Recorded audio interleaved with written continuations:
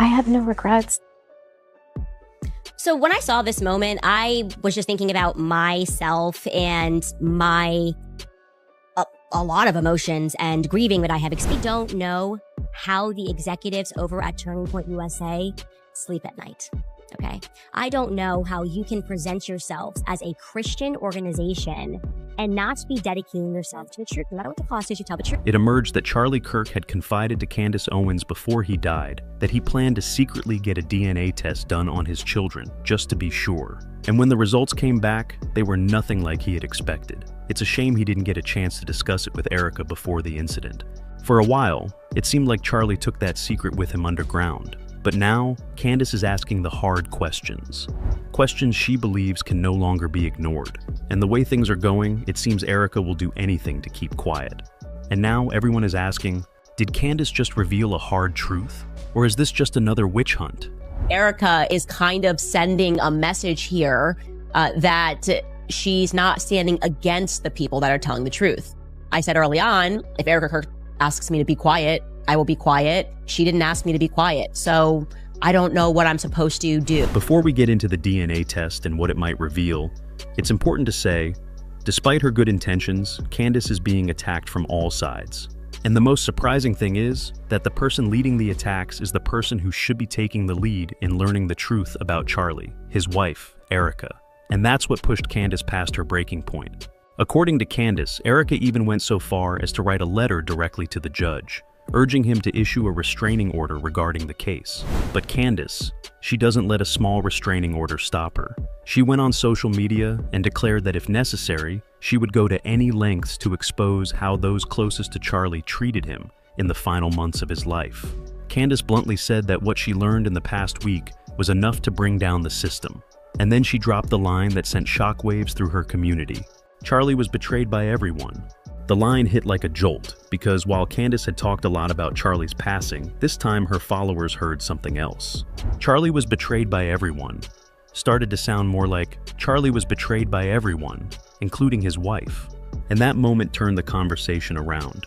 The comments surrounding Candace were filled with calls for her to go public, to stop keeping any receipts. One comment stood out, receiving over 2,000 likes, and it summed up the emotions that were running high. It sent shivers down everyone's spine. The message was written on the walls, the ceiling, and the floor. If the truth is strong enough to burn everything, then let it burn. Let the truth come out, Candace.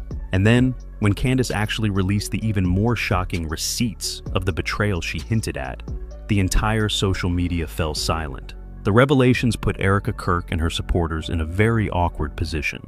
Here's the interesting thing. Candace may have been the one to expose the betrayal, but the public wasn't all that surprised. Erika's behavior since Charlie's death has long been questioned. Is she really a grieving widow, or is she reenacting a script that was prepared in advance?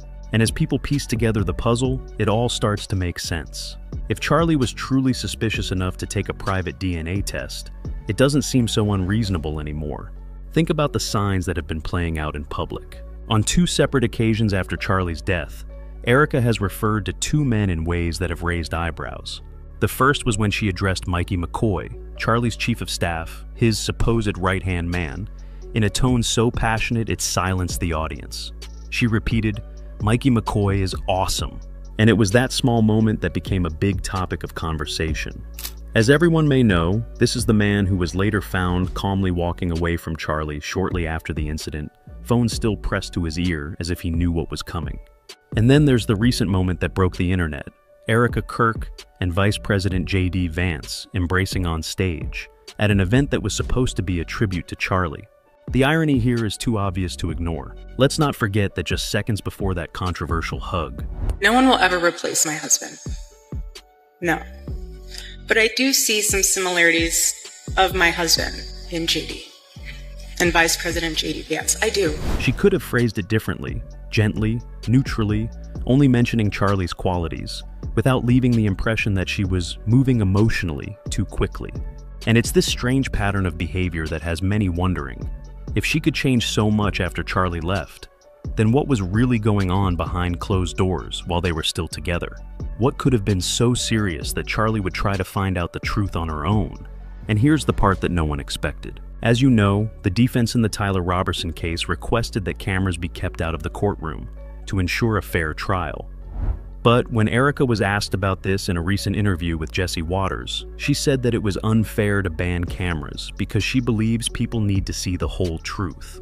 But it was what she said next that really blew Candace's mind. Erika said she reviewed the whole case and believes the investigative material has a complete picture of what happened to her late husband.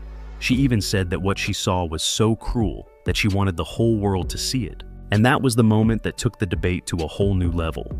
According to public sources, this story is attracting attention in the online community. We only report what is of interest to the public, without any intention to confirm or speculate about anyone's private life. All information is for entertainment and commentary purposes only. The defense wants to ban cameras in the courtroom. How do you feel about that? There were cameras all over my husband when he was murdered. There have been cameras all over my friends and family mourning. There have been cameras all over me, analyzing my every move, analyzing my every smile, my every tear. We deserve to have cameras in there. Why not be transparent? There's nothing to hide. I know there's not, because I've seen what the case is built on. Let everyone see what true evil is. Let everyone see and know how it happened. But according to Candace Owens, it was that attitude. That was the strangest thing. Candace immediately responded, why was Erika so eager to accept the entire official story when everyone knew it had a series of inconsistencies? Why was someone at the center of the tragedy so willing to declare everything is clear when the entire community was pointing out the missing details? Candace didn't hesitate. She didn't flinch. She looked straight into the camera and asked the question millions of people were asking. If Erika herself knew there were things that didn't add up, why is she defending this story as if it were perfect? This is where things turn from argument to skepticism. Because despite the records, despite the official statements, despite the reassuring speeches, many people didn't believe it. Didn't believe the sequence of events, didn't believe the explanation, not believing the news of the investigation, and especially not believing that Erika didn't know the missing pieces. There was a palpable energy online, a widespread feeling that this story, in the media sense, was no longer in line with public intuition. People weren't relying on emotion, not just on conjecture, but on the very fragments of information that were emerging from relevant sources. And it was here that Candace found something particularly suspicious. Erika not only accepted the official version, but actively defended it, as if she had decided that any questioning was disrespectful to the deceased.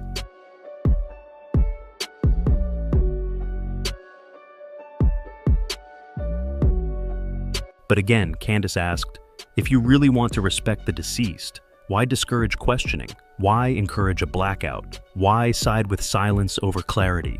In the eyes of many, that selective silence suggests something larger is at play. It's not just the pain of loss, but a controlled narrative, a carefully maintained narrative. And right now, the important thing is not who to believe. It's asking the question the entire community feels. If everything is transparent, why are you afraid of the cameras? If everything is clear, why protect the story with silence? The entire issue and the energy right now is that people, irrespective of what's happening on paper, don't believe the story. They don't believe the story. And you are, and of course, this is only a snippet of the interview, so I'm sure more will be said here. But I'm getting that you have seen the case, you think it's a solid case, she thinks it's a solid case at least, and is saying, show everybody what you have so they can see true evil. Within her capacity of chairman and CEO of Turning Point USA, they could be more transparent about what happened that day. People don't like the stuff that they've seen about Mikey McCoy. They don't like what they've seen about Rob McCoy. They don't like the history of Rob and Mikey McCoy. There were so many signs that something, big or small, was being hidden. The most obvious example, Charlie's autopsy results were never released. There was no summary, no full report, no public announcement. And then there were the bullet casings that were circulating online, the ones that people said had writing on them.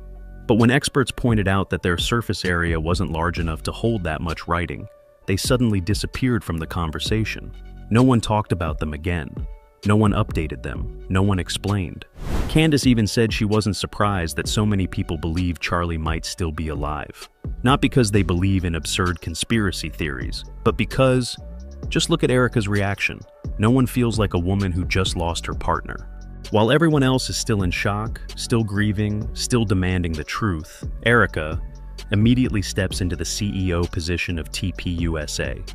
And what shocked many people the most, she almost turned Charlie's passing into a media launchpad for herself. Instead of mourning, she appeared on multiple stages. Instead of staying quiet to recover, she talked about the organization's new vision. Instead of focusing on the truth, she talked about the excitement that TPUSA was getting attention. Yes, she called it Charlie's legacy. She said it was what Charlie would have wanted, but according to Candace, all those words were just an excuse, a cover-up. Candace believes that what Charlie really wants is not emotional interviews, not memorial speeches, and not general promises.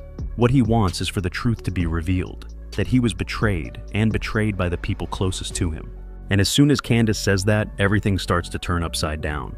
The unthinkable begins to unfold. This is where things get more interesting, and more disturbing. Because contrary to what many initially think, Erika may not have been the only person who Charlie lost faith in during the final months of his life. Soon after Candace publicly questions Erika, new details begin to emerge from completely unrelated sources, but they all say the same thing. There are people around Charlie who are not as honest as they appear.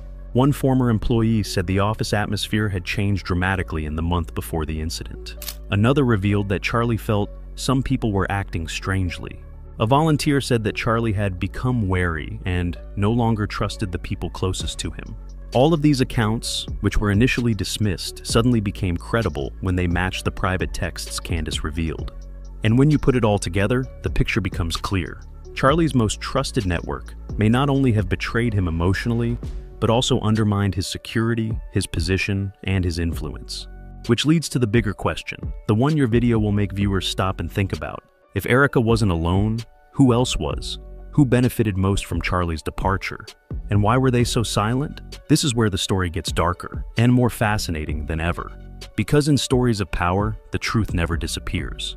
It's just temporarily obscured until someone, like Candace, pulls the curtain back. Charlie was surrounded on all sides by people who didn't have his best interests or the future of TPUSA at heart.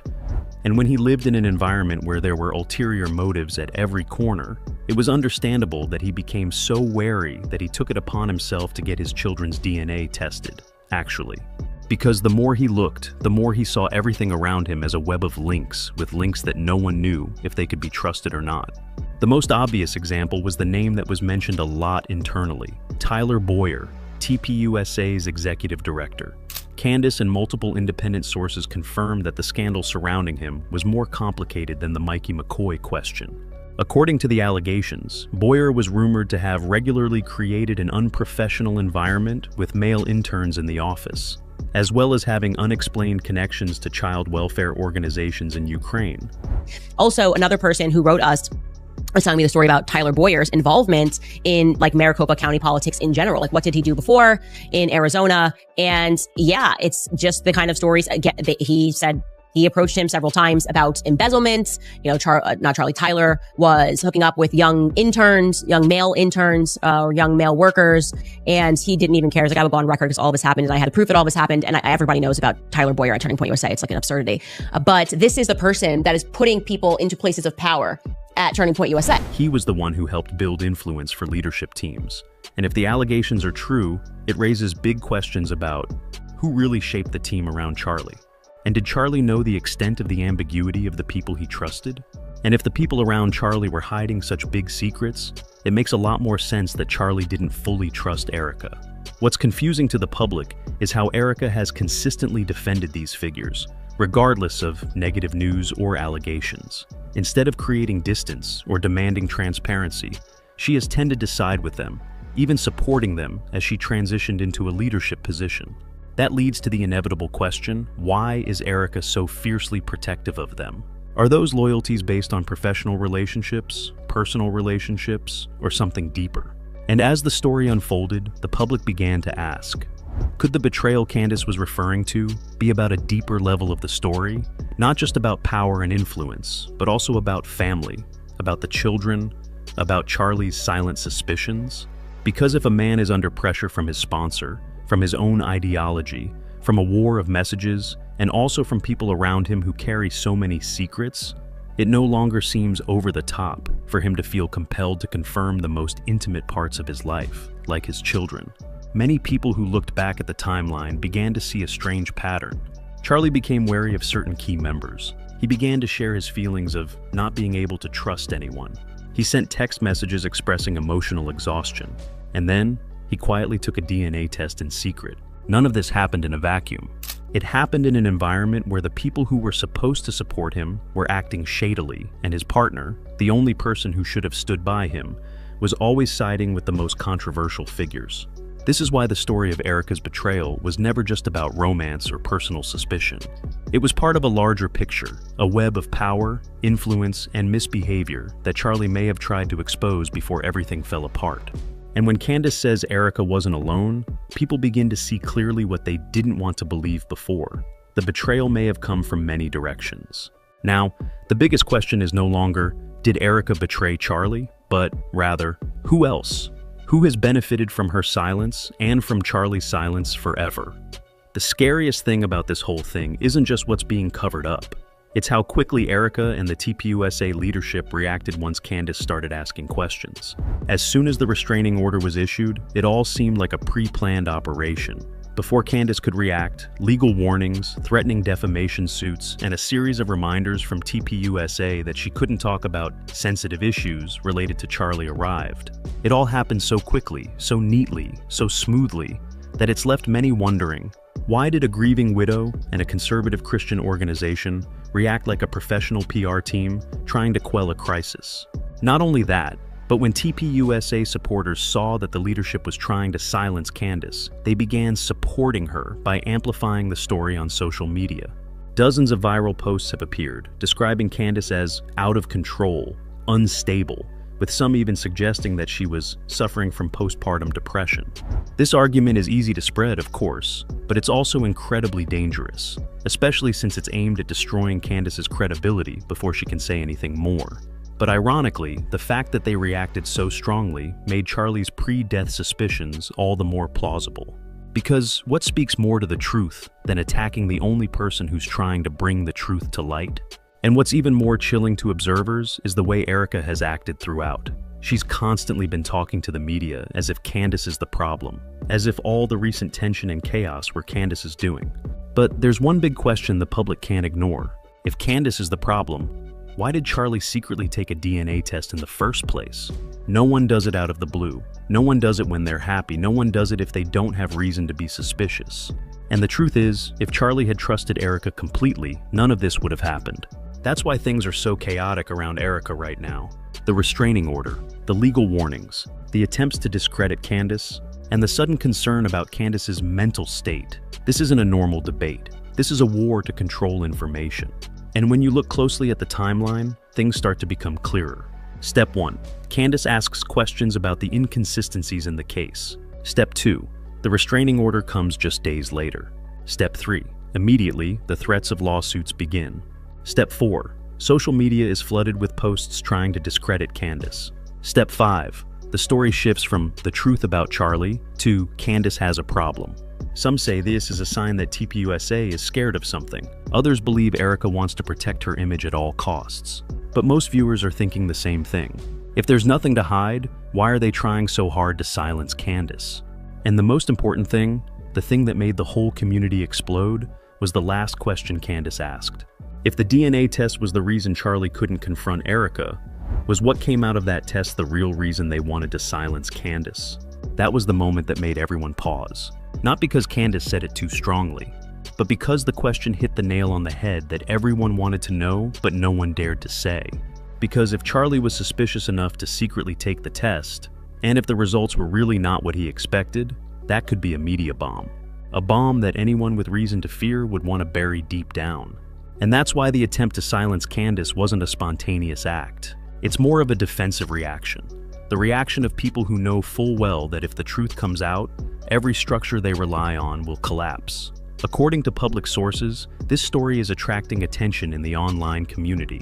We only report what is of interest to the public, without any intention to confirm or speculate about anyone's private life. All information is for entertainment and commentary purposes only. If you want the truth to be revealed, hit like. If you think there are more secrets to be revealed, leave a comment. Silence is also an answer, but don't be silent here. Thank you for watching the video.